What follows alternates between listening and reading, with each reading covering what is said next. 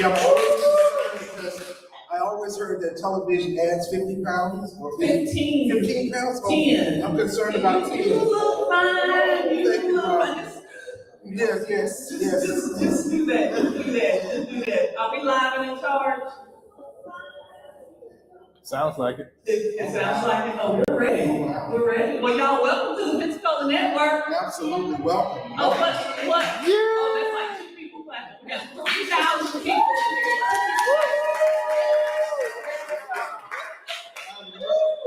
There's nothing like a great welcome. Wait a minute, I thought my special co-host was talking about he's shy. I don't know if I can pull this out, and he's already like in it. You in it to win it. Y'all, this is my special co-host for 3.7 minutes, John Rigsby. That's all he got, because he got to go other places. 3.7 minutes, John Rigsby with Edgeosity. John is a entrepreneur, been in Pensacola for 7,000 years. I think when I met you, when you were a recovered lawyer or something, Absolutely. What they call it, recovered Catholic. I think you were a recovered Catholic. So y'all give it up for John Rigsby. Woo! I'm gonna bow at the front and the end. Okay, the front and the back. Come on.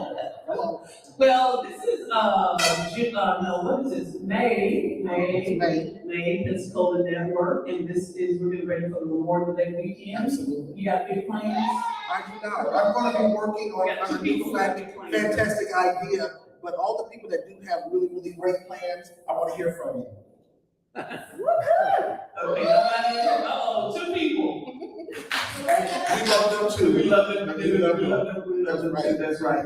It's happy Memorial Day weekend, celebrating or honoring and highlighting those who have sacrificed their life in service to this country. All of our heroes. That includes the amazing men and women who have served. Those who were civil service, and those who we didn't even know about who served, who maybe, who didn't get noticed. So, yes. You got veterans in your family? I think all of us have some veterans. I was almost a veteran. Oh. When I graduated from high school, I actually went into this is where you know this is looking over like history. Oh, that's right now. When I graduated from high school, I went into the Navy, right? And I went to Great Lakes, and I couldn't swim. Wait a minute, you from Pensacola? No, I'm from Jacksonville, and I couldn't swim. Wait a minute, that's Atlantic Ocean. Yeah. Okay, don't hold your laughter. Yeah. Okay. An extremely bright cat from the hood that could not swim.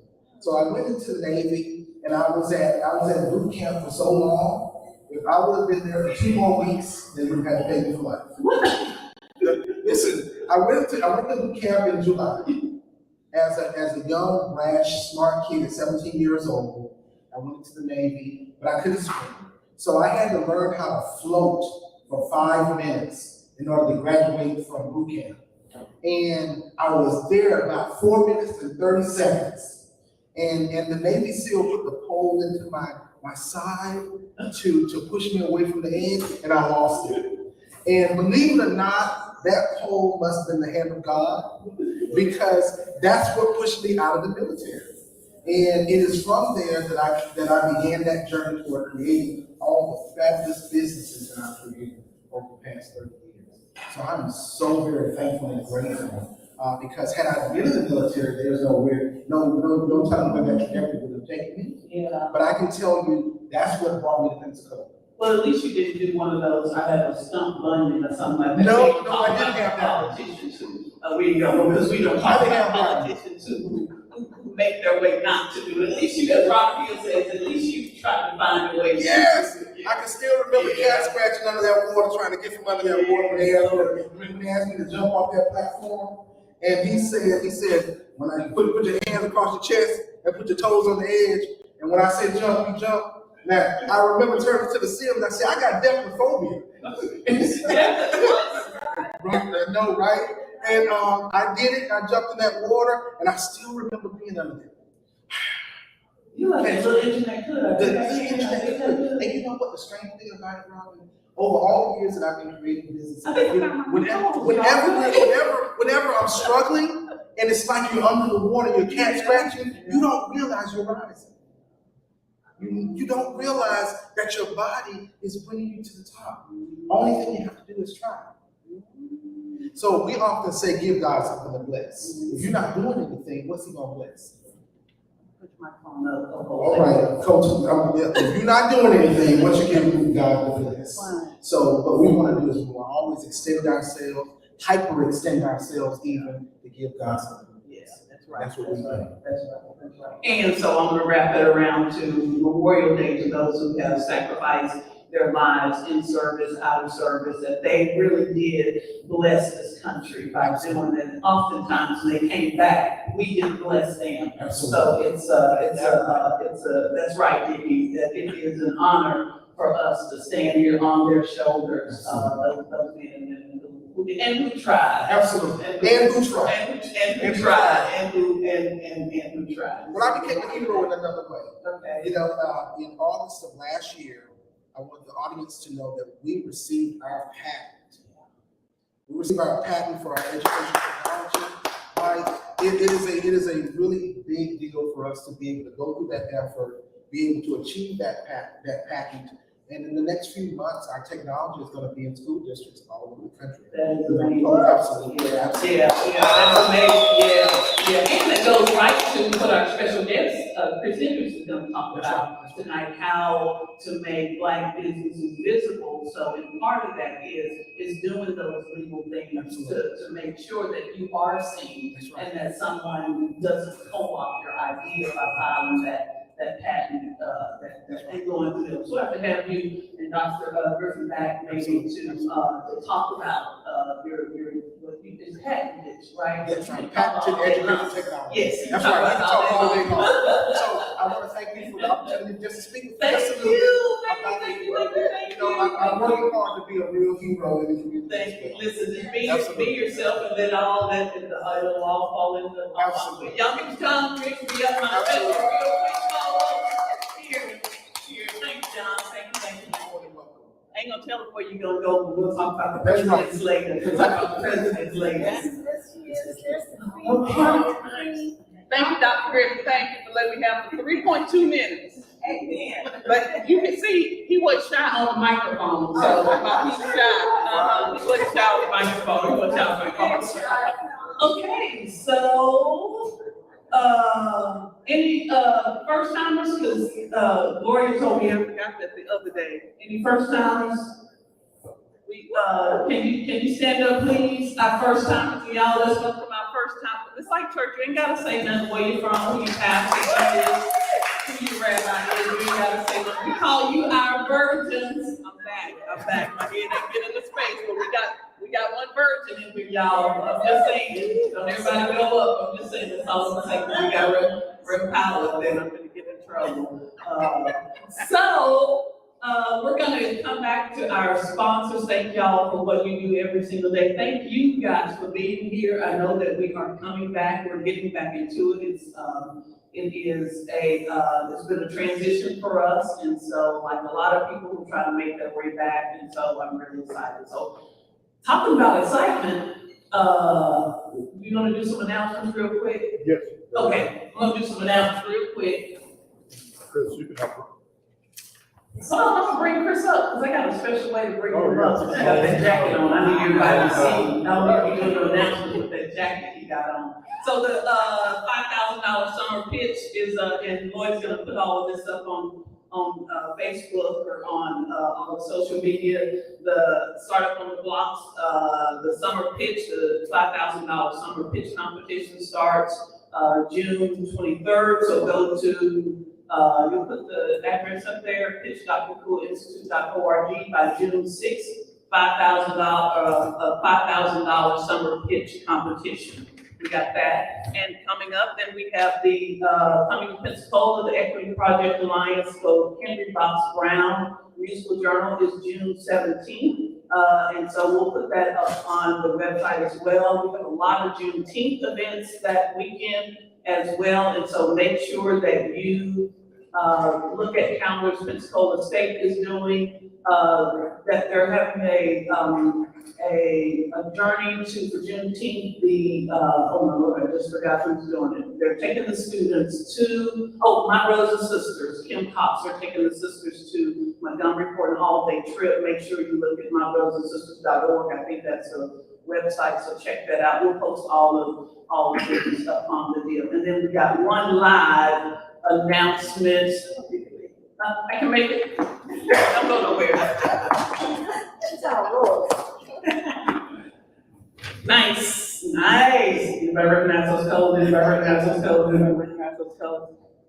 AKA sorority, Alpha Kappa Alpha sorority, the Pensacola Delta Iota Omega chapter is doing their Black Business Meet and Greet Entrepreneurship and the Black Dollar 365 on Sunday, June 12th, 2 to 3 p.m. And this is the business of the month, and the business of the month they will feature it, they'll be telling us about their businesses. So we'll post this on the website as well. And so thank y'all for doing that. You know, we think of our sororities and fraternities as service organizations, and economic development and entrepreneurship is certainly a service. Thank y'all for doing that. We'll post all of that on the web.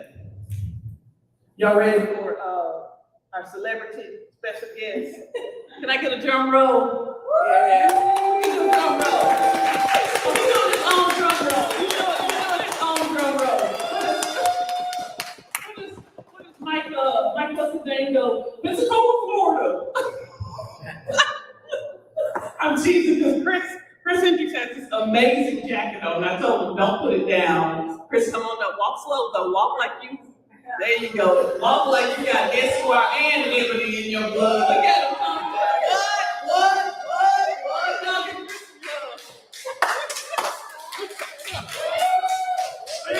Chris giving him all himself some love. I like that.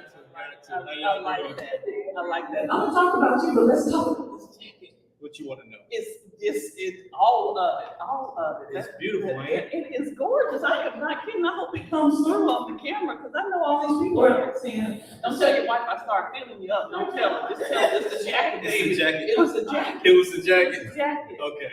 You are known for your style. Am I? Well, in pictures anyway. I guess I am. Yes. You are. Guess where I got the jacket from? Tell me.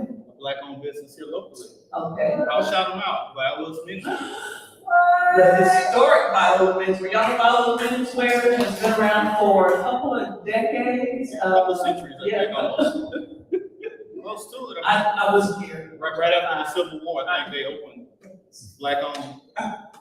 They were downtown at first, and then they moved. I was gonna say something about Reverend Powell always looks good because he wears Viola Menswear, but now you got to think that Reverend Powell is old as the Civil War. And that doesn't come out right if I say that.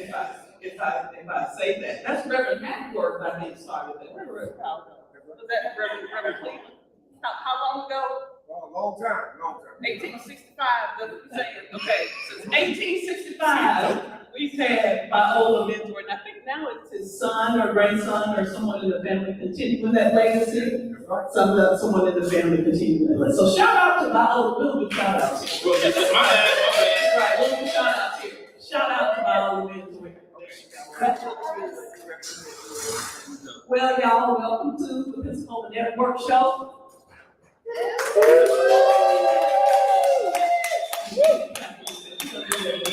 Let's do it. Okay, welcome to the Pensacola Network Show.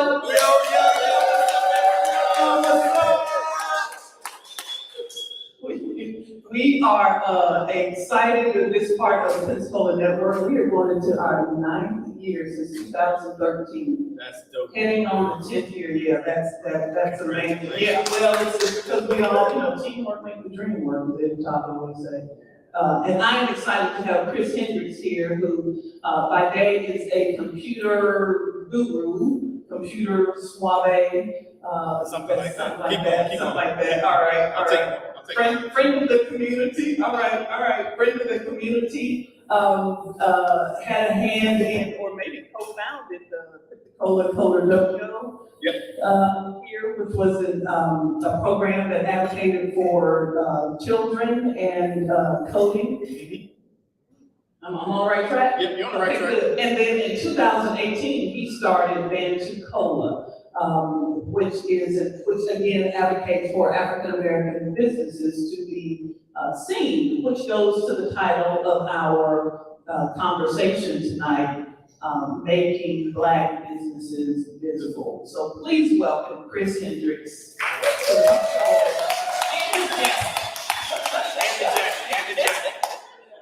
And his jacket. Chris and I actually came up with this title together in a pinch, and I appreciate you working with me on the title, because of in the last week we have had this just tragedy all over this nation, from the murders in Buffalo to the murders in California, Lord have mercy. Or Texas. In Texas to those young souls, in Texas to right here in Pensacola, we lost two. One social justice young leader, Darrell Palmer, and then a sports professional, Carla Williams. We lost two in this community.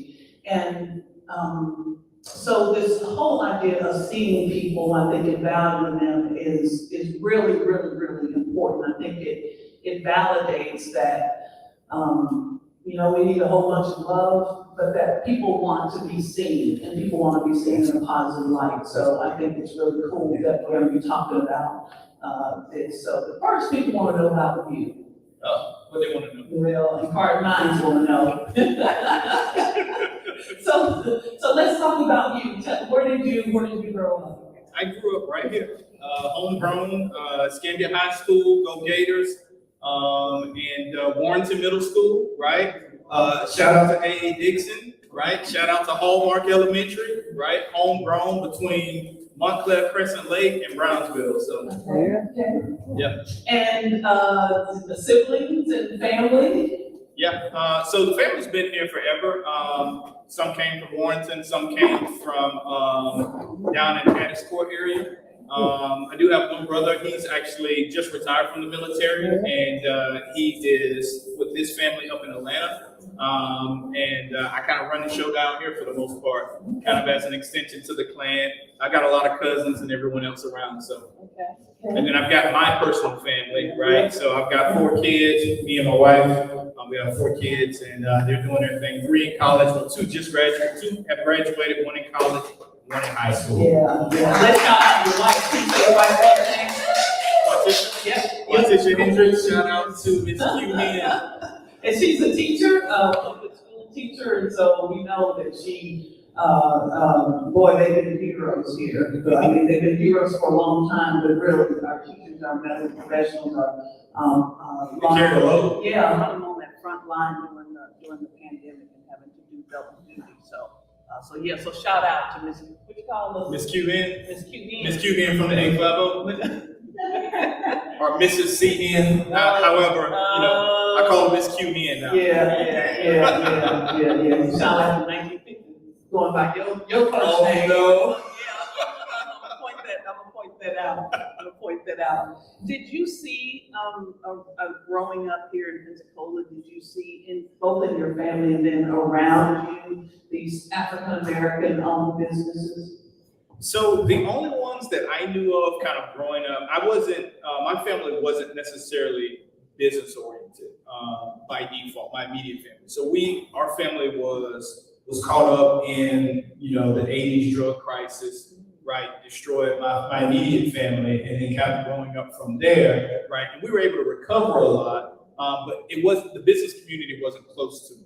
Now I did see, businesses around. So, we go down to Belmont, the village here, right? We visit Blue Dot, we visit, I remember when that used to be Gus's record store, right? As a kid, but that was it. That's all I knew was that, right? As far as Black business is concerned. And I dare say the drug culture is an underground economy, so we saw that. I saw that, yeah. Did you have inklings about developing your own business, as you saw these other businesses grow and possible, or just be there? Did you have any inkling? I think it was there, like, oh yeah, I want to do this, I want to do that, but it was along with, being a doctor, being this and being that. So no real idea about it, but there was an inkling of that looks cool, I want to do that, but not knowing exactly what it was going to be, right? All I cared about was video games a lot of the times. So what did you want to do? What did you see yourself in the future? So when I was in high school, I hit a point and I'm like, all I want to do is go to FAMU and be in the Marching 100. That's all that mattered to me. And I mapped out a path to get there, but we were a poor family and it became a deal where I signed up for the military and then I backed out. I'm like, nope, I'm going to FAMU. I'm going to do the Marching 100. My mom says, nope, you're going to go in the military because I ain't got no way to see you to FAMU.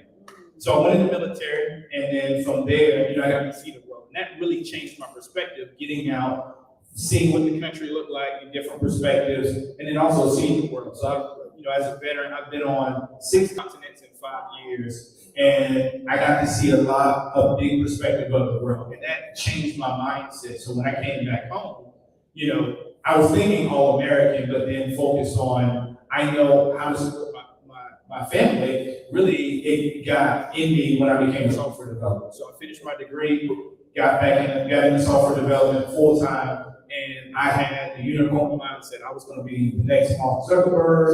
So while you were in the military, you got your degree, or after After the military, yeah. After the military, home, kids, wife, family, and I went to school full time. Raising a family, trying to survive. And I'm like, well, if I could be a software developer, I can get out.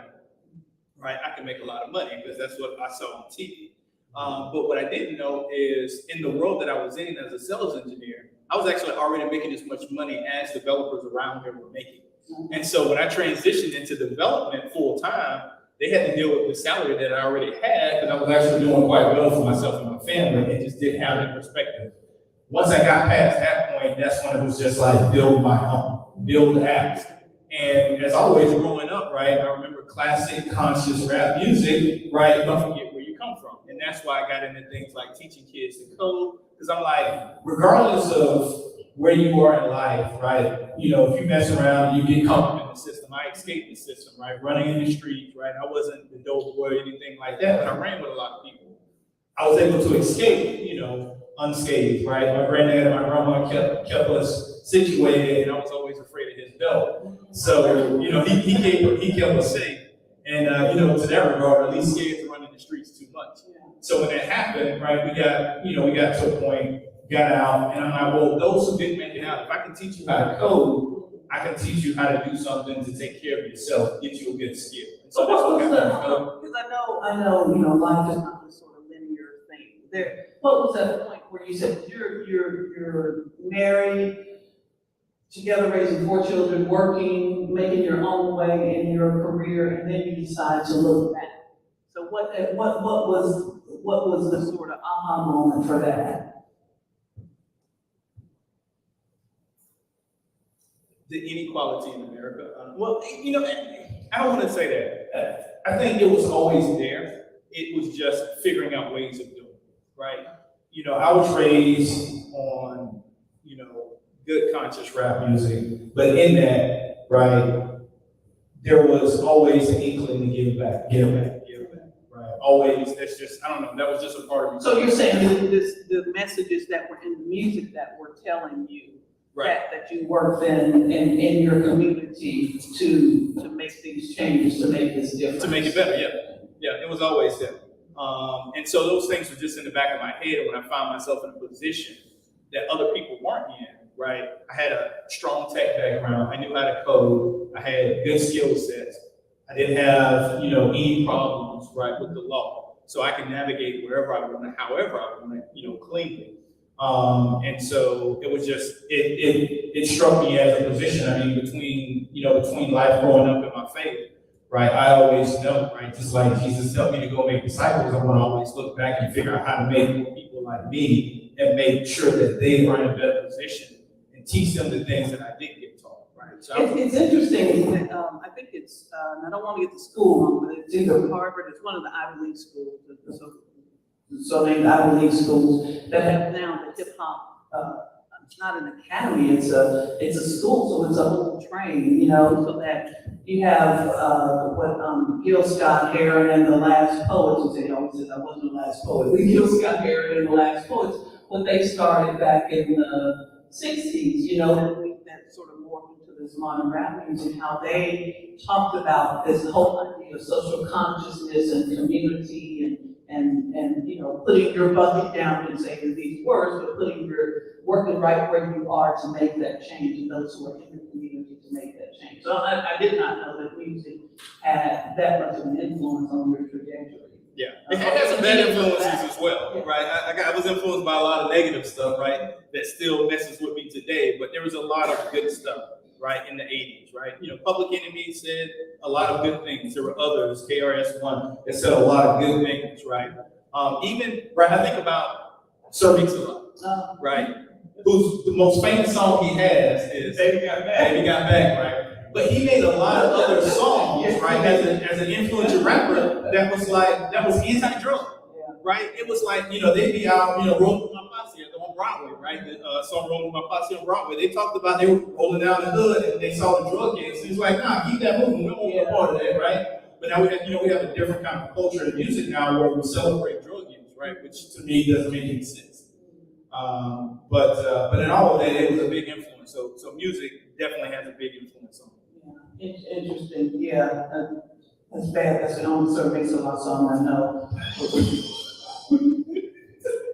He really does a fantastic concert with, I forget the symphony that he does a fantastic concert with. And of course, the most famous song that comes up is Baby Got Back, and always when we come up on stage. Of course, yeah. All the things. All the things we don't want to celebrate, right? The objectification, right? Yeah.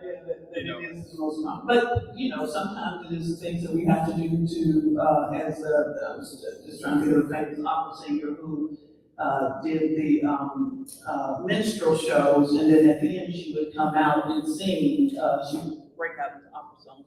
This is how y'all make me make my money. This is what I really came to. Gotcha. So it is kind of navigating both of those worlds. So speaking of navigating both of those worlds, let's transition to Bantucola. Yeah. Why the name? Two parts. So of course, cola, everyone probably recognizes we're in Pensacola, so that's where cola comes from. It started originally focused on this city. Bantu comes from me navigating the word black, right? And black represents so much, but what I realized a long time ago, we're fighting against a cultural word, right? So when you think about the English word black, where it comes from, right, it's European roots, right? It had a lot of negative connotations, like black was associated with witches, death, darkness, bad, everything. And then when we get to America, we get to the society that we're in, right? And now people have to forcibly have a dichotomy in their head when it comes to black people, but not associate that with all the other meanings that were carried over from dictionary definitions, right?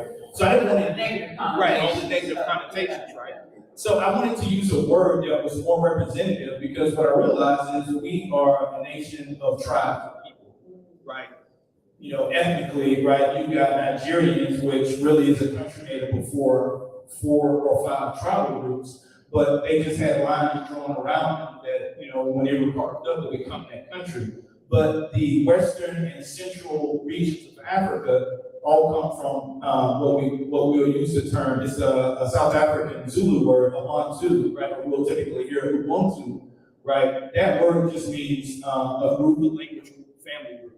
And that family group basically are most of what we see now as Black Africans, right? And that's from the group that we were imported from. So even going all the way up to Ghana, right, in northwestern Africa, those are Ubuntu peoples, and they have Ubuntu language groups, right? And so Swahili is similar to Yoruba, right? In that it is a Bantu language, right? And so the people groups are similar enough because of their language groups, right? So it's a different language. It's like the Latin languages of Europe, right? So while English definitely does not sound like French, right? Their letters are the same, and they're Latinized and Germanized, technically, languages, right? And so it's the same thing. So I use that word Bantu, right? So we typically think of Bantu knots, right, or Bantu knots. Yeah. So I wanted to use that term because it represents multiple tribal groups, and that's what we are. We're an amalgamation of that here, right? And it's all Black people groups, and we're in Pensacola. And so that's why that name came from. Long description. Well, that's interesting because I think, getting back to the making Black businesses visible, it sort of harkens back to the 60s when Ralph Ellison wrote his book, The Invisible Man, about being unseen and unnamed, so that he goes through as this, just a narrator, not even, you never know his name, right? And maybe he's physically there, he has an existence, but he's not seen. So I think that naming is important, and the recognizing that we are a part of a larger system is important. And often I think it's the title that Black businesses don't feel like they're seen. They've been in existence, and we're joking about menswear for 100+ years, and then not being seen or even not being named, not even thought about when we talk about clothing stores. Right. Not doing that. So why did you decide to start Bantucola? So it really boiled down to finding ways to give back to the community. And what I realized, I read a book, and I can't think of the author's name right now to save my life, but the name of the book is Our Black Year, and her name is Maggie. The family who bought everything Black for 1 year. She wrote and told her story about that. And what she, yeah, absolutely.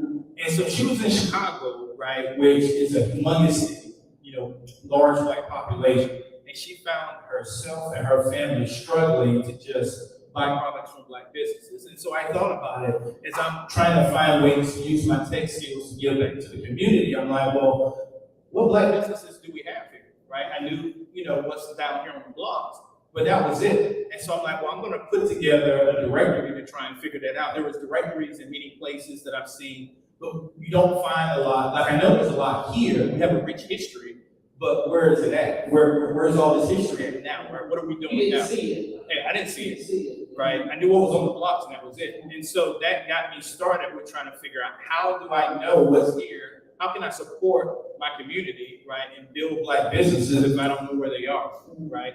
And so that led me down that path to build a directory, to start that pathing of understanding what we have in our community. Once I understand what we have in our community, I can shout that out, make them more visible, and find ways of monetizing later. But my goal really was to just, what's out there, let's get it all listed, let's make it visible to everyone. 2018, and not to say that was quiet, because I know you were doing the work, but then, as we were talking about the other day, the murder of George Floyd happens. Yeah. And Bantucola is seen. Very, very visible. Yeah. What was that like? That was a wild time. We were on about our third iteration of the site, the platform by that point, and kind of building that out, finding the appropriate, what we call SaaS software, licensable software that we can build to put the directory out. And George Floyd is killed, and the nation is in uproar, and people are trying to figure out ways. So when people ask me about how can I support the community, it's like, support businesses, right? Don't treat me or other people like a charity case, right? There's room for charity, right? But if you really want to support, then go support Shop at a Black Business. And that technically became the mantra across the nation, right? I felt like I said that in a vacuum, right? Because of what I was doing, but that came the mantra across the nation: support Black businesses. You want to support the community, support Black businesses. And the growth just became exponential, right? We were on Channel 3, P&J, all over the place, and it just came out. And the stats and the analytics just went up through the roof, and it was crazy. It was a good time for me because it made great visibility, and then I got to showcase and make some of those businesses visible. And I heard of some testimonies that came out of that, which was great. And this happened, so the murder of George Floyd in May, and we're celebrating this unfortunate anniversary this week. And we're just in with the pandemic too. So here you have businesses who are stalling and shuttering and then worried about their success. And so, there's often, I remember Elton McCorvey would often say, and I'm sure somebody said before him, that when a white person gets the cold, a black person gets the pneumonia or the flu, that it's exacerbated, that these bad conditions are exacerbated. And we heard testimony after testimony of businesses having to shutter, not knowing what to do, even with all of the financial resources, because they didn't have customers. And we had these amazing testimonies, like you're getting ready to talk about, of businesses that just were, the light was shown on them. In a lot of instances, simply because they were black, because they saw this disparity over here, and people needed a way to make it right. Yeah. What did you see? So, to go into that world a little bit, like Family Ties, for instance, right? Family Ties is a great business. Yeah. Shout out to the tie. Can I do shout out? You can do, we don't do shout outs, go ahead. But I'm okay. Uh-huh. So there's a business up on 9 Mile Road, and this business happened to be named Ties, right? Family Ties, family, it's amazing food, yeah. Amazing food. If you don't know about that, Yeah. After you get to the door on Saturday, fill up to Ties on Monday. exactly. Right there. Now, you got to get there before they close, right? Get your order in. Man. He found his business. He found his family. Don't come don't mix the two, right? Family time is family time. But anyway. The rice dish, the shrimp dish. Shrimp, yeah. Okay. Back to this. Right? But, they had, I think, just moved into the location that they were in, but then COVID kind of forced closing doors, right? So I got a chance to go in and eat with them a time or two, and then after that, it was over with. But actually, I got a chance to go do a news report directly in front of Family Ties, right? When I was talking about black businesses in Bantucola, and so she was like, well, where do you want to meet at, right? And this was Jennifer Nunez, who was with Channel 3 at the time. And I'm like, well, let's go here, because I want to stand in front of the business, right? And then actually shout them out. So actually just making them more visible. And that was great, because so many more people became aware of it. And that's when I got to tell that story. You want to support the community, come support a black business. This is great food right here. Another one, now this is a black business and black business owner actually finding another black business. Is Marnie. Shout out to, I can't shout out. Marnie happened to be looking or in the need of a plumber. And she was calling around, she called a couple different plumbers, and she basically, they gave her a price. And this price was, here. And, the second plumber, the price was here. Right? And then she said, you know what? I'm going to look in that directory and find me a plumber, right? And see if there's a plumber in there. And so she did. And she happened to call High Tech Plumbing. Not a shout out, but High Tech Plumbing. And when she called, he came out, he looked around, he was like, yeah, it's going to be his price. Now, at first, she was distrustful at first, because she was like, well, why your price so far off of everybody else's price, right? And he said, well, they're going to do all of this, and they're going to tear your floor doing that. And he was like, I'm not going to do that. I'm going to run it like this. And I explained to her what's going to happen. And she was like, oh my goodness, thank you. You just explained to me, you made it obvious what you were going to do. You explained to me why your price is the way it is. And she told me she was so happy she chose him, and finding him in the directory because of the work he did. It didn't tear up her floor, needing for then another contractor to come and clean it all up. And he made a nice clean job. And that just comes from finding a business that became highly rated, right, and became recommended. And then now she has a black plumber that she can trust, that she would have not known otherwise even existed, right? But the other thing that you did with Marnie, I thought you were going to talk about the grocery store, so that's an amazing. Oh, that too. No, that's good. I mean, that shows that it works. The grocery store, because you did a day where you wanted people to come and spend $20 there. Yeah, that was one of our programs we did, and we launched with her because she's been so supportive of the platform. And I love Marnie's support. She's really big for the community, and not only the black community, but she's really big with the whole Pensacola community. She has networks all over the place. And so when she got ready, when she got ready to open up the grocery store next to it, she found a space, and she was like, I want to eliminate a food desert in this area where people in this community can't get real food. And she's like, I want to open up this grocery store in this area. And I'm like, well, I'm down to support you. And we're thinking about doing this Black Business Weekend to celebrate Black businesses and make them very visible. So this is at the beginning of, it's about the middle of the pandemic at this point in time, year end, so things are kind of winding down. And so we went through the launch process, and man, the lines were out the door to go buy food and products out at the Busy Bee Mercantile and General Store. That's not a shout out, but I want to mention the Busy Bee Mercantile and General Store because, right, that grocery store, had a great start. And I want to say I had a little bit, a little part of that, right? Morning has a humongous network, but I'm just glad I was able to make it visible to the entirety of the community and then be a part of launching the business. Which is a beautiful thing because we have this long history of African American owned grocery stores in Pensacola. Of late, they have been few and far between. So you have the E-Field and grocery.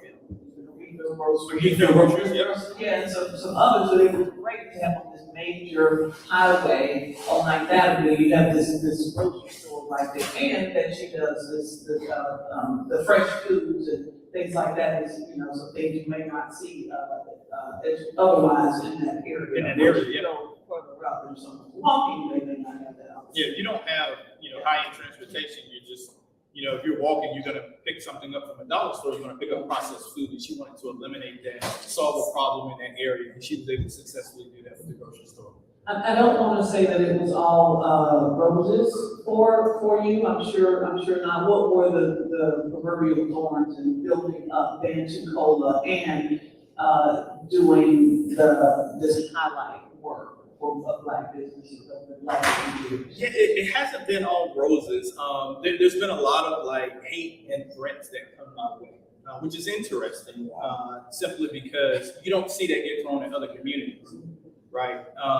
In fact, lately we just closed out a grant round that we did. And so it's funny, so we had some anonymous donors, they will remain anonymous, and they raised some money. They says, Chris, we think you are the best vehicle to distribute this money to a Black business, right? We don't want to be seen. We don't need to be seen, right?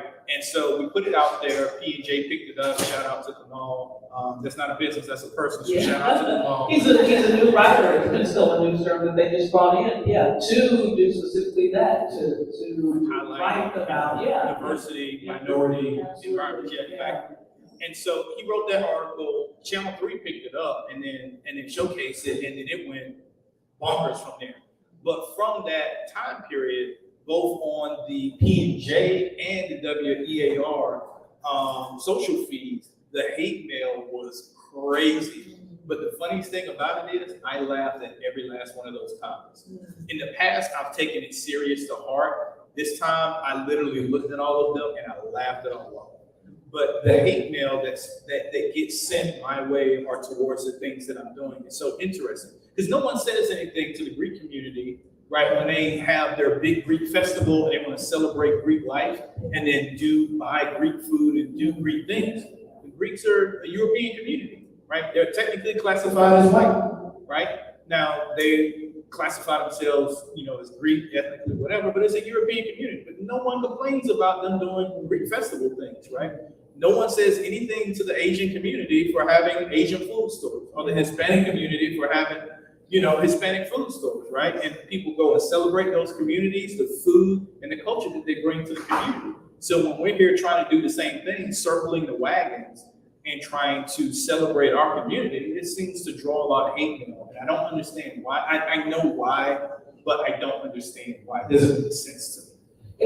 So, and you said in the past that you would focus on that. Do you think then that that's sort of a trajectory of your growth, or is that that you just don't want to bother with it? So, or a little bit of both? Yeah, I say yes to both. It's maturity in me. It's also me being more comfortable in doing some of this work. I'm not saying I'm an activist. I want to make sure that those who are activists get the credit for doing that. But I do say, I'm focused on infrastructure building and building platforms that activists can use, people who have a voice in the community can use. And so I've grown past a lot of that. I know how to protect my family. And I've got a lot of people who do look out for me. And so I just keep moving forward, staying focused on doing what I need to do to celebrate and bring visibility to the community so that we can grow our community. And then that grows the Pensacola community. Right? That grows all of us. Yeah, I always think that you're trying to, when someone's doing something and you see somebody trying to hold them down, okay, wait a minute, that person is not doing what they're supposed to be doing, what their purpose to do, because I'm over here trying to hold you down. I'm not in my lane doing what I'm supposed to be doing, right? Yeah, I'm over here trying to mess you all up, but thinking, wait a minute, when they say the chemical eats from the inside out, I'm not loving myself because I was trying to throw hate on you. Yeah. I don't mean to philosophize, but anyway. Now listen, you can make me break out some dollar bills and lay it at the altar right here. Well, it's the truth. It's the truth. It's my truth. My truth. So then, what does then making it look with the thorns? What does it look like for you in the next few years with Bantucola? What is that trajectory then going forward? Gotcha. So the trajectory going forward is to continue to expand on the vision. So right now we have the directory, we have media tied to that to kind of continue bringing eyeballs back to the site because we lost our black newspaper here, right? Shout out to the Pensacola Voice, but it's not a real shout out. But the Pensacola Voice, right? We lost that. So we don't have a way of communicating news that's important to the community without other people telling our story. So I wanted to tie that in. The next element also is then over the next few years, which we've been working on forever, is getting this app out, right? Everything is mobile first. I know I'm behind the curve on that. So if anybody wants to invest in Bantucola, I have the license, I have everything in place. It's just a matter of getting the app out the door. Because once the app is out the door, now it can be in your pocket versus just being on your desktop browser, right? I mean, I can be in your pocket, but you gotta actively go to the website, right? Whereas if I'm on your app, right, if I'm in an app, then I have more access to you, right? You have easier access to find those businesses. So that's part two. And then part three is actually tying that together by actually creating a commerce app that basically allows those businesses who sometimes are weak in the commerce field, in the internet field, they're not able to leverage technology well. It allows them to have a place to conduct commerce. So on our Facebook site that we have, we support governance black businesses. We actually have a lot of people who are looking for black businesses or in search of things, but sometimes they conduct commerce, right, out of pocket, right? And what happens is that sometimes there's scammers in there, right? They pose, but they're not really what they're supposed to be, or they don't come through like they're supposed to because it's easy cash per se, right? Most of the time it's scammers though. So what we want to do is create a platform to where you have the ability to share those products, right? So I put money in the system, I get my products, then the money gets released so that it's fair and more honest commerce transactions that are happening. But not only that, here. And you're saying that before I lose this point, I think it's an important point. You're saying scammers, people who pose to be an African American owned business, but perhaps are not. You're not talking about robots, what they call bots in there. You're talking about people who, or companies who purport to be African American owned, but perhaps are not African American owned. I just want to make sure. It's some of all of that. So some of it is bots. Some of it is real people who are scamming, right? Who don't have the hindsight or maturity to actually be an honest business.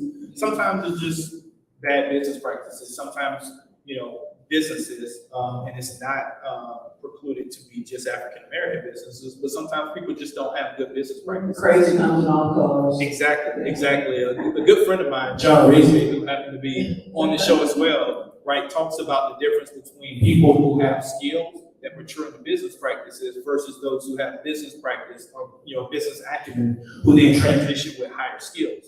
And so sometimes people with great skills who then go into the business world have very poor customer service skills, and they don't translate well, right? They typically have lower reviews, or they only wind up, people celebrate them at first, but then what happens is they either have, they don't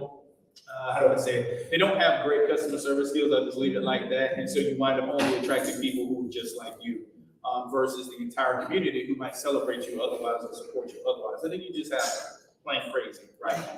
People who are just scammers online. Because I do think, and so that's, we'll close with this, I do think that there is for me, there was a concern when I saw, especially following the whole murders in May of 2020, and so many, Breonna Taylor, George Floyd, and so many, that you saw this peak. And I think my concern was, and I think I heard it voiced with others, that you're gonna see Black businesses, but then are you gonna keep that up once the headline is gone? Yeah, so that goes back to my question about what do you see this late going forward, you know, because then somebody will say, oh, no, it's a post-racial, you know, with Barack Obama, Yeah, right? we're there, So that, yeah, so we're swung hard back the other way. Yeah. You know, I think we will see that decline, right? As people, right, there's a time period of empathy that then turns into sympathy, and then it's just, I'm just gonna go back to what I normally do. So if they didn't make connections, meaningful connections during that time period, if those business owners didn't win those clients, right, when there was empathy or sympathy, then they may not come back. And then we go back to the community is just circling the wagons on itself. Right, and so, you know, whether it's Joe Biden or Donald Trump that's in office, I wanted to make sure my focus was circle the wagons, build Black business. Joe Biden is winning, right? Great, okay, circle the wagons, build Black business. Trump is in office again, oh my, right? What's gonna happen in 2024? Doesn't matter, circle the wagons, build Black business, because you have to always look out for yourself. It's the same way you whether treat your the family. business is whether any storm Exactly. or any challenge or any thorn, Exactly. will come through. Exactly. One thing I do notice about the resiliency of the Asian business community, they aren't into politics as heavy. I won't say that they are not, because I have been recently educated on some great Asian organizations that are doing things and voicing themselves, especially in light of the violence against the Asian community. But they have a resiliency in their community where they focus head down, they just focus on business. And that's how we need to be as well. In the Black community is focus on business. You see politics, great. You earn the right to vote, right? That's your God-given right in this country. Use it and exercise it. But then turn around and focus on your business, focus on your community. And don't expect everyone else to solve your problems. If you're not willing to open up, talk about what's happening in your community and deal with it, not only in this current generation, but in the next generation and the kids to come. I ain't got to say no more, y'all. Let's give Chris Hendricks a hand.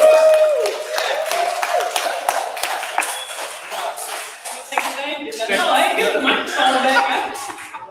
If this wasn't Reverend Powell's microphone that cost $12 million, I'd drop it. I tell you to drop it because you dropped the microphone. But so thank you. And we will put up, I know, hold on, say there was, we will put up, before I forget, we will put up Bantacola's contact. And let me just give a shout out to Bantucola, because when we had to pivot to online, you were right there with us, and I know Lord appreciates you being there and helping us navigate how to make all of these social media things Technical work. things. Technical things, yeah, work, yeah. It was a bugaboo, y'all did. So thank you so much for You know, I'm just saying. I think the first time we went was it when I recognized that I'm like, oh my God, this thing works. So we had Mike Howard out of Atlanta. First time we had someone from somewhere else, Mike Howard, 500 people looking online. It was amazing. It was absolutely amazing. I don't know how many were bots, but I don't care. 500 people in here, so that's a beautiful thing. Y'all did join me in thanking Chris Hendricks for the Q&A. Okay, let me put my glasses on here. Hey there, Mr. Walter, you have a question? Yeah, observation, question.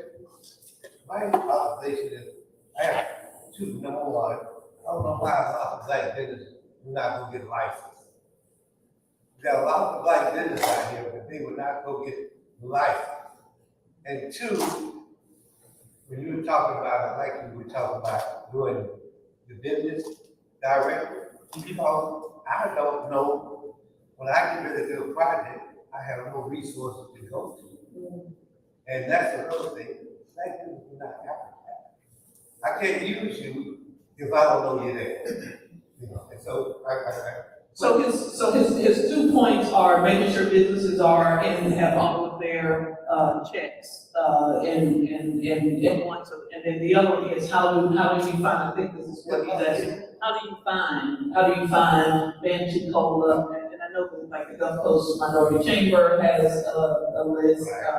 How do you spell that? And many others. So spell it. We'll get that to that. And then how do you find it? Spell it. Awesome. Yeah, let's start with the spelling. So it's Bantucola. So Bantu like Bantu knots, and then cola like Pensacola, Cola or Pensacola, however you want to say it. To go back and answer your first question, sir, you mentioned about licensing, right? Businesses are there, they're just not getting licensed, right, proper, so that they can do work, whether it's in the construction field or the service field. So I think partly, yes, that is a thing, right? But I think there is a segment of every population, including our population, that is in hustle mentality, right? And they're hustling to do a thing, and they come out of that hustle world, right? Well, I can sell sneakers today, tomorrow I'm selling CDs out the back of my trunk tomorrow I'm selling shea butter, and they just built up and hustle, right? I'm selling eyelashes tomorrow, and then,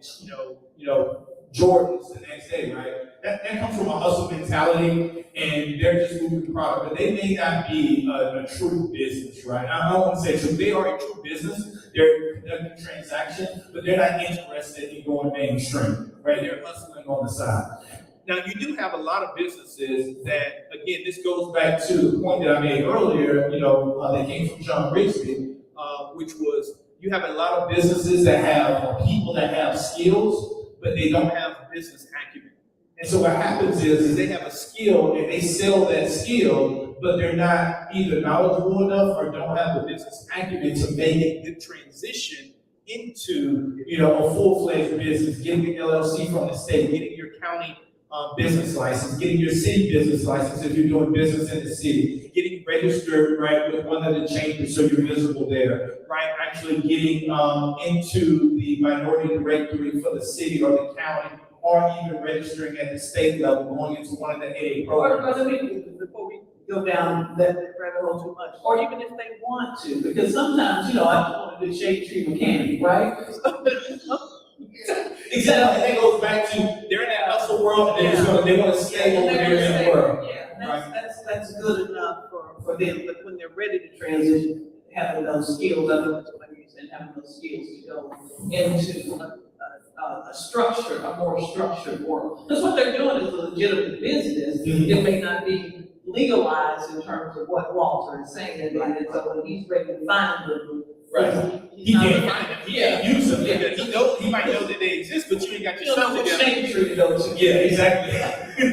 Now, going back to finding them, I would say start in the directory, right? Bantucola, I'll give you the card in just a second to give you the direct access to it. We have a lot of businesses there. Most all of them are on license that I'm aware of. We do get some. We vet all of them coming in the door as much as we can, but I'm not going to identify, whether your business is an LLC or a sole proprietorship. That's not my job to judge, because both of those are legitimate. How you file your taxes and how you do business is on you. Because a lot of times, in fact, this gentleman over here, Lord Richard, always tells me that business is conducted through relationships. And if you're not building relationships, you don't know, and you can't do that because you can't find them, right? So I say start with the directory, and I'd love to point you to some, depending on what world you're in, whether it's construction or different types of services, to help you find some legitimate businesses to build your network out more so that you can use them and be intentional in that regard. So right now you're on Bantucola is the Facebook website, and then you're developing an app. That's what I hear you saying. Right. Yeah, we're on most all the socials at Bantucola. The website is the easiest way to get a hold of us, and then pretty soon we'll have that mobile app out where you can just download it and grab search from your mobile device easily. Thank you. Great. Joe?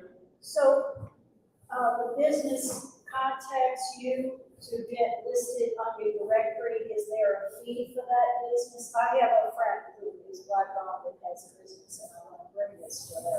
Great question. It allows me to sell what we have. So actually, to get in Bantucola, all you have to do is to be a black-owned business. Now, We started out listing only 100% Black owned, and we've changed now to where we're looking and continuing to grow and expand businesses that have Black ownership. So we went from 100% to now we also include businesses that are less than 50% Black owned, as long as we can, justify or understand that Black ownership in that business. Because whether you own 25% of a watermelon or 28% of a watermelon, it's still a watermelon, right? I'd rather own 25% of a watermelon than 100% of a grape, right? If that makes sense as far as size is concerned. I think that's a little great discrimination, but we'll talk about that later. Go ahead. But yeah, so you can actually get listed for free, right, in Bantucola. We have free listings all the way up to paid listings. So a free listing gets you in there, lets you put a picture in there, lets you put a description in there, contact info in there, so you can be found. I still want them to be found. So I'm going to always have that free listing. It will always be available for them with a lot of features. Now, we do extra advertising, we do extra promotion for those in their paid listings, and we do specifically target and point people to those paid listings because they pay for more visibility. So there's extra advertising when you're doing search directory, and we do additional push on that outside into the public space for those paid listings. But everyone who is a Black-owned business can be listed in the directory at no cost. Do you worry with that, what often is called mission creep in the nonprofit world? Do you worry that since you're going from 100% to less than, gotta look out for the grapes now. I got grapevines. So do you worry that it will then go any further, that it will end up creeping into or evolving into something else? I don't right now, as long as the mission at the top is controlled and it doesn't get turned into something other than what it was intended to be. So, for instance, with a large portion of the community operates in small or micro businesses. There are some businesses that are larger, right? But most of the community is small and micro businesses. But what I found is as businesses do grow, they diverse in ownership, right? At one time. So when you get into a maturity state, and you either start your business with someone else. So for instance, a great business that other people may not know about is Bonfire Pizza. I think they just recently closed. I think they had because of the pandemic, but they've been open forever. And I found out that they were Black owned. Shout out to the Hunger Brothers, right? Oh, well, that's a business, so I can't shout them out to the Hunger Brothers. But people www.bonfirepizza.com. Yeah, right up on 9 Mile Road, right? And they were serving the college community. You would have never known that they were Black owned, but they were there doing their thing. But they also, they're majority Black owned. I think there's small ownership that's not Black owned. I'm cool with that. It's still, they're directing the business, right? So that's one example, right? I don't think that it's mission creep. I think what it is being focused on listing. So a great example is Five Sisters across the street, right? We started out as 100% Black owned. It then went to a white owned business, right? When it was sold to the restaurant chain. I can't think of the name of the franchise, right? And now John Pierre, JP owns, right? I think he owns a majority stake in that now, right? And so should I not list that as a Black owned business, right? Because he owns a large stake, or even if he owned, maybe the major minority stake, is that not a Black owned business, right? They serve the community. Their cultural identity is wrapped around our community, right? Now, if there was ever a time period when it was not Black owned, then of course, right, we're gonna pull that out. In fact, a good example of that is the, I want to say it was called the Popcorn King. Popcorn King was a Black owned business up on 9 Mile Road again. They did their thing and they sold to a buyer, right? They wanted to exit the business that they were in. They sold to a buyer. For a long time, it was listed on the site. Once it became knowledgeable that they sold the business, right, to an eligible buyer, right? They made and profited. They grew a business. They profited from it and they sold it, right? So it's no longer Black owned, right, at all, and so therefore it's no longer listed in the directory. So as long as we're focused on maintaining the directory, its cleanliness, right, and not allowing it to just go willy-nilly, I think we'll be good. Okay. Final question. What's the final question? I talk about it. Because we got the door over there, we want people to network, we want people to meet, we got some door prizes to go, we got 50 pictures with Reverend John Powell, and what other reason do you need to hurry up with this question? Lord, John. Is that the answer? I may need somewhere else to sleep tonight, y'all. That's my answer right now, dog. my question is how does the wealth gap affect what you see in black businesses? Ooh, How does it what? how does the wealth gap affect what you see in black businesses? So if you remember earlier, you'll remember me mentioning the actual most black-owned businesses in the area are small or micro, what we call a micro business, where they operate out of their home. They might have a small home office. A lot of times what we see is the ability for minorities in general, but African Americans specifically, to go before investors, go before institutional banks, their ability to go and capture capital to grow their businesses or grow ideas is very, very limited. Not only nationally, but specifically in our area. Because of that, black businesses are then limited in their growth potential because they can't get capital to fund their business ideas or even fund an existing business very well. Sometimes it is business acumen, but most of the time it is discrimination that plays a major part in actually getting funding from investors and from institutional banks, which is why you still have the federal government creating so many programs to try and get money into the community. So hopefully that answers your question. And then there's ways that people are getting around that by creating capacity in the community. So shout out to this program called Startup on the Blocks. They do a great job of trying to teach small black businesses. We don't do shout outs. We don't do shout outs, but there's this company called Startup, this program funded by the Pensacola Institute that you will see live on Thursday nights on Bantucola on social media. But they teach businesses and startup, like people who are in the startup phase of business, how to grow their business, how to pitch, how to go before funders, so that they can try and get some of the money that's out there, right? There's no guarantee that you're going to get it, but the better prepared you are to be able to pitch, the more likelihood it is that you will get some of that funding. It's what Serena Williams did with her fund when she said she saw a lack of diversity in the venture capital space in terms of the venture capitalists and in terms of the givers and in terms of the receivers too. Yep. For African Americans, but African American women in particular is why she said she started hers, because she wanted to have exactly what you said. She wanted to have a word. She wanted to have a say in who got that money. Yeah, exactly. And some serious money. I think there you're talking millions of dollars, maybe even tens of millions of dollars. She didn't forget where she came from. You might need to write a song about that. Y'all, I want you able to meet Chris Hendricks. Thank you all for coming. We got one more. Oh, Neil, we got. See, baby, I said one program. Neil, ain't talking about coming to your house tonight, but I'm just saying I may need a place after I got my husband out. I'm coming to you. Go ahead. Go ahead. I don't like the family ties. Okay. How do I find other black businesses? What's his question? That card that I gave you earlier, Bantucola.com. That's BANTUCOLA.com. So I can go to the website and find people. Yep. That sounds great.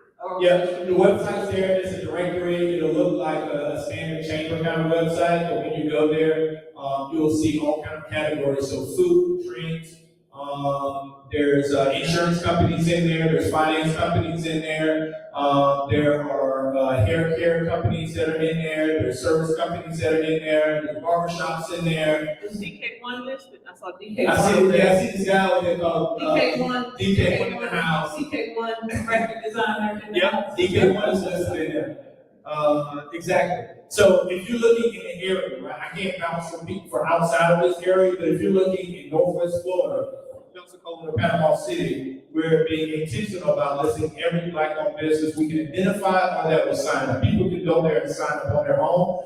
In fact, if you know a black business, go there and list them, right, and let them know that you're listing them. We'll get the listing, we'll vet the business, but just if you know a black business, they're not listed, go to Bantucola.com, top right-hand corner, click Add Listing. Nice. Thank you all for being here. Chris, don't leave. Please join me again in thanking Chris Hendricks with Bantucola. Join me in thanking Chris Hendricks with Bantucola.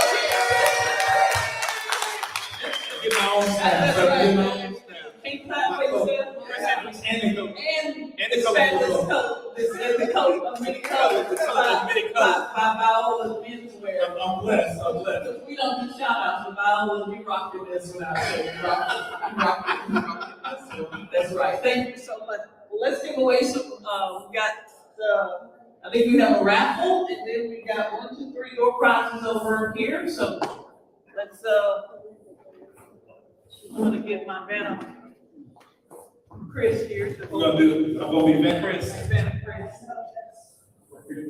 Oh, this is just in time for the summer. Grill kit from Budweiser. Grill kit. Grill kit from Louis Bear Company.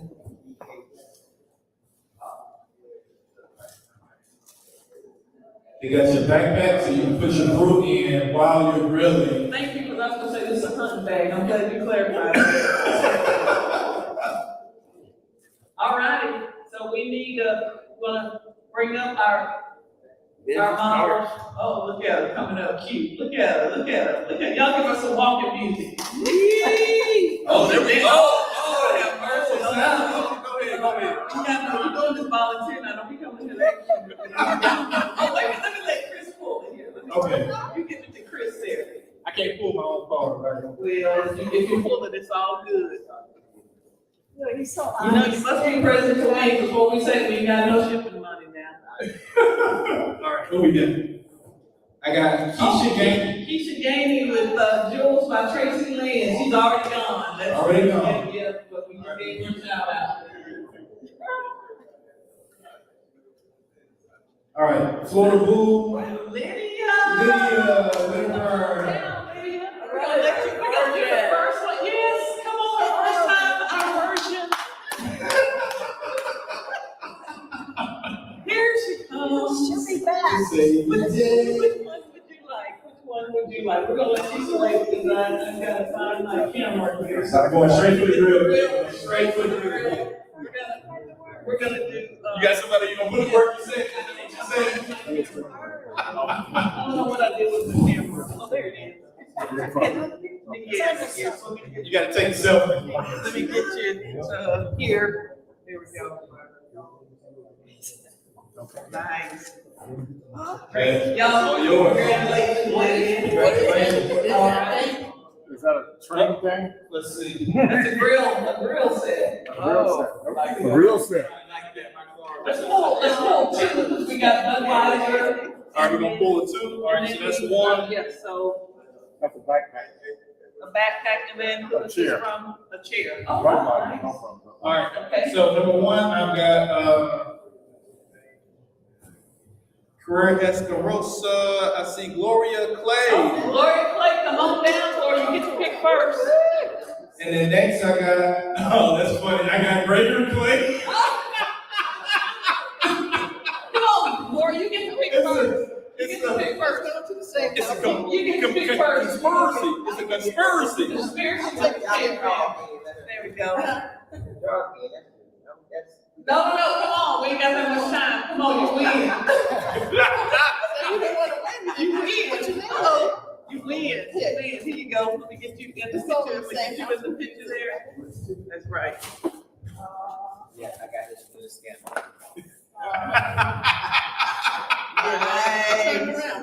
Sorry. Nice. Thank you. One more, Chris, one more. We're gonna do our raffle. We got This one is more our for the raffle. 50-50. Half the money going to the fabulous, where do you go? Fabulous Truth Youth, Reverend Powell, almost 30 years celebrating. He is. He around the corner? He is doing. Okay. He is doing the, fundraiser for his, building, continue to support him as he does his summer programming.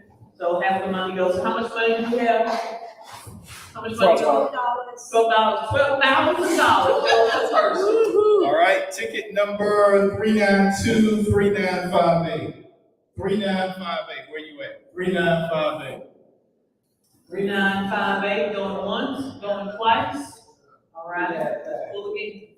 Everybody in the bathroom? Anybody need glasses? That's the last. Last. 5, what's the last?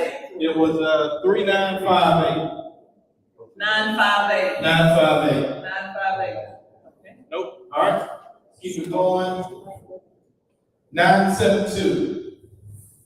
972. We're gonna put one more time, and if we, that's it. The last three. 972. The man followed and left, all right? So this is the last time, if not, it's going all the rev power, we gotta, 978. Last three. 978. 400. What did?